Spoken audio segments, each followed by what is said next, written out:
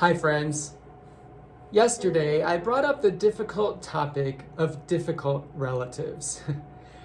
As the holidays approach, we will likely spend some time with a family member or two who have hurt us in the past, who annoy us, who disagree with us, or who in some way bring conflict into the family.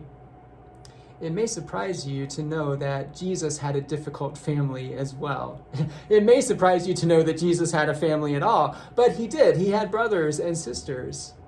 In the Gospel of Mark, chapter 6, verse 3, the Gospel writer quotes Jesus' critics by saying, "Is not this the carpenter, the son of Mary and brother of James and Joseph and Judas and Simon?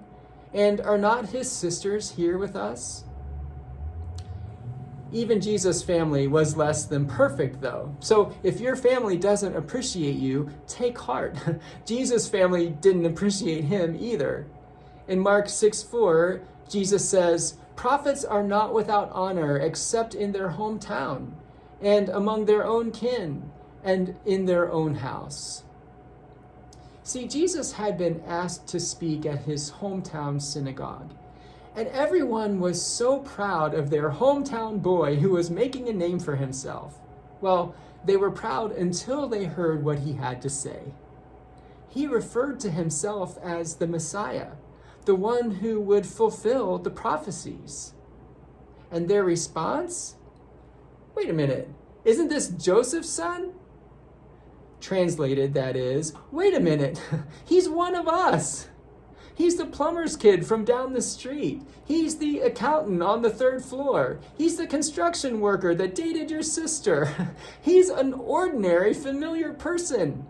God doesn't work through ordinary, familiar people. So one minute, Jesus was a hero, and the next minute, he was a heretic. In the Gospel of Luke's account of this same passage, after Jesus speaks, they got up, drove him out of the town, and led him to the brow of the hill on which their town was built, so that they might hurl him off the cliff. What an ugly moment. Jesus' neighbors and friends try to kill him. But even uglier than what we see in that text is what we don't see. There are words that should be there, but aren't. Like, they planned to throw him over the cliff, but Jesus' brothers came and stood up for him and defended him. We'd like to read that, but it's not there, because that's not what happened. When Jesus needed them, his brothers were invisible. But they weren't always invisible. There was a time when they spoke. There was a time when they were seen with him in public.